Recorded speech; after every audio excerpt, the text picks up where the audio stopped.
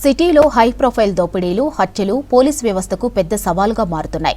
జూబ్లీహిల్స్ లో retired IPS అధికారి భార్య హత్య, జవహర్ నగర్ లో రిటైర్డ్ ప్రొఫెసర్ ఇంట్లో నేపాలీ గ్యాంగ్ దోపిడీ కేసులు ఇప్పటికీ పూర్తిస్థాయిలో కొలిక్కిరాలేవు.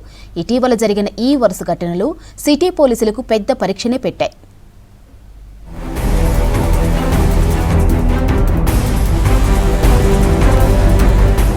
హైదరాబాద్ జూబ్లీహిల్స్ లో రిటైర్డ్ ఐపీఎస్ అధికారి భార్య హత్య తర్వాత దోపిడీ. ఆ ఘటన మరవక ముందే జవహర్ నగర్ లో రిటైర్డ్ ప్రొఫెసర్ ఇంట్లో నేపాలీ గ్యాంగ్ దోపిడీ ఘటనలు సిటీ వాసుల్లో భయాందోళనలు కలిగిస్తున్నాయి. ముఖ్యంగా ఈ కేసుల్లో నిందితులు ఇప్పటికీ పూర్తిగా పట్టుబడకపోవడం పోలీసులపై ఒత్తిడిని పెంచుతోంది. రాష్ట్ర వ్యాప్తంగా తెలంగాణ పోలీసుల సామర్థ్యంపై ప్రశ్నలు లేవనెత్తుతున్నాయి. అంతర్రాష్ట్ర గ్యాంగుల దూకుడు, భద్రతా లోపాలు, వెరిఫికేషన్ వ్యవస్థల వైఫల్యాలు ఇప్పుడు హాట్ టాపిక్ గా మారాయి.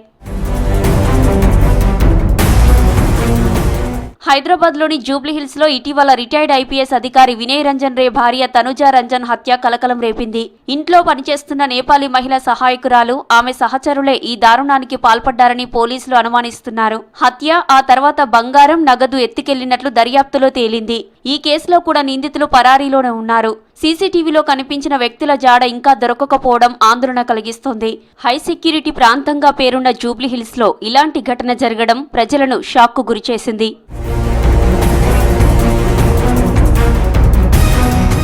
జూబ్లీహిల్స్ ఘటన మరవక ముందే జవహర్ నగర్ పరిధిలో భారీ చోరీకి పాల్పడ్డారు. రిటైర్డ్ ప్రొఫెసర్ దంపతుల చేతులు కాళ్లు కట్టేసి 60 తులాల బంగారం, 25 కిలోల వెండి నగలు, 35,000 నగదు, $3,000 తీసుకుని పరారయ్యారు.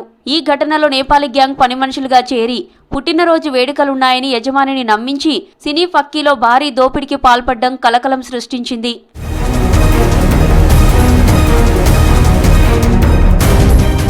పోలీసులు ప్రత్యేక దళాలతో దేశవ్యాప్తంగా గాలింపు చర్యలు చేపడుతున్నప్పటికీ కేసులు త్వరగా ఛేదించకపోతే ప్రజల్లో భద్రతపై నమ్మకం దెబ్బతినే ప్రమాదముందని నిపుణులు హెచ్చరిస్తున్నారు. మరోవైపు అపార్ట్మెంట్లు, గేటెడ్ కమ్యూనిటీలో పనిచేసే సిబ్బంది డీటెయిల్స్ ధృవీకరణను ఖచ్చితంగా అమలు చేయాల్సిన అవసరం ఉందనే అభిప్రాయం వ్యక్తమవుతోంది.